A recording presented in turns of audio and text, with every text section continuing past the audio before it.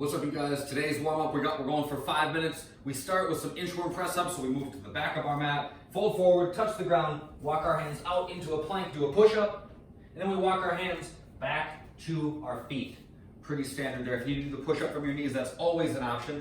After that, we're doing windmills. So a little goofy on the setup here. It's a good way to warm up the shoulders. It also should be a stretch for your leading leg here, okay? So I'm gonna go into a wide stance. My toes are gonna point off to the right to start.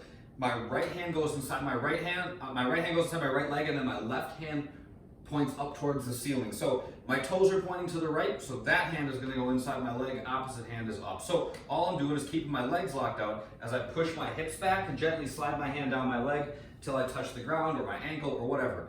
This leading leg needs to stay locked out. So a lot of times if you have really tight hamstrings, your leg will start to bend. If that's you and you feel your leg start to bend, go a little bit wider with your stance, but nice and slow on the way down, nice and slow on the way up. Shouldn't be super challenging, should just be a nice stretch for the back of the legs.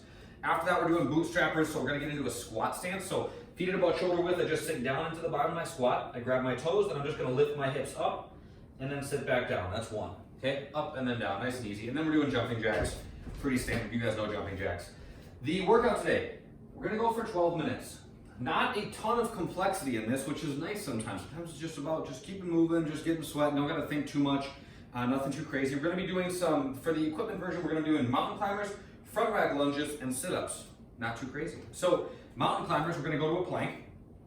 I want you guys to think about getting your hands to stack underneath your shoulders. So sometimes people have issues with not getting their knee to be able to touch their arm, which then kind of makes for not necessarily a range of motion that we can replicate every time.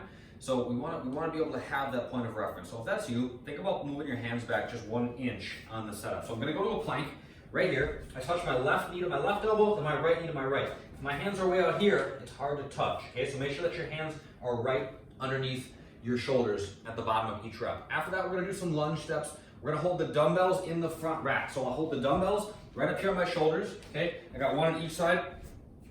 Just like so, I can let the back of the dumbbell sit on my shoulder. I'm gonna keep my belly tight. I'm gonna step out, gently tap that back knee to the ground, and then stand back up and switch sides, okay? Back and forth as we go. So descending reps of that, and then at the end of each round is gonna be a whole bunch of sit-ups. So for these, we can use our arms to just take a seat on the ground, lay down, arms go up overhead, throw your arms forward, and sit up. Pretty straightforward. The bodyweight version is the same basic thing. The reps are a little bit different, but we're gonna do bodyweight lunges instead of holding the dumbbells, okay? If your shoulders are just fatigued, you guys, and you're using the dumbbells and up here on the front rack is too much, you can hold them at the suitcase position instead. That works just as well. But yeah, pretty straightforward as far as those movements go. The accessory work we're gonna do today, we're gonna do a tripod row, and then we're gonna do a dumbbell strict press. So let me grab a chair real quick. For the tripod row, we want to use something that's going to put our one hand, that will be kind of the tripod position, on something stable, but we want it to be low enough that I can get my back kind of parallel to the ground. So this is actually higher than would be ideal for me, but it will work for demonstration's sake. So I'm going to grab one dumbbell, I got it in my right hand, my left hand is going to go to the chair, all right? So now I'm in my tripod position. So I'm trying to get my back parallel to the ground, but I don't want to round it, okay? I'm thinking about keeping my shoulder back, keep my belly tight. I'm gonna lift the dumbbell up to my ribs and then come back down.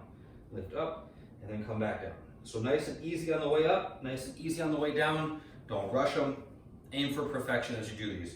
The second thing we're doing is a dumbbell strict press. So I got both dumbbells now. I get them up to my shoulders. I'm gonna squeeze my belly and butt so that my back doesn't move. I'm gonna press and come back down. Press and come back down. Nothing too crazy on that. If the weight that you have is really heavy, and that feels like your back's starting to push out in front of you or overextend or something like that, then you can make these a little push press, but try to make it about using your upper body as much as is possible. Maybe use your legs to get them going, but we want to use the shoulders to move the weight. That's the idea with these.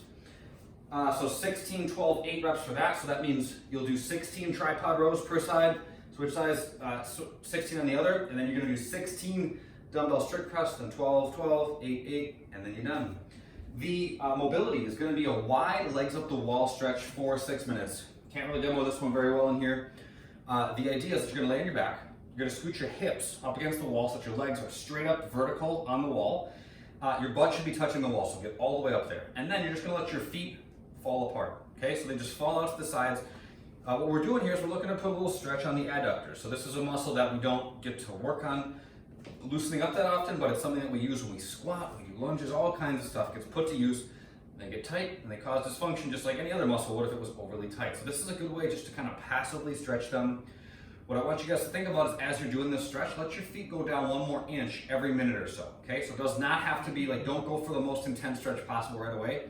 Go wide with your feet and find some tension, and then every minute or so, just find just a teeny bit more, and by the time you're done, what you'll find is that you'll have covered significantly more ground in terms of how far apart your feet are, and you will have increased the stretch as you go. So 6 minutes there, working a little bit wider every minute, and that's that. That's it for today, you guys. I will see you on the next one. Bye.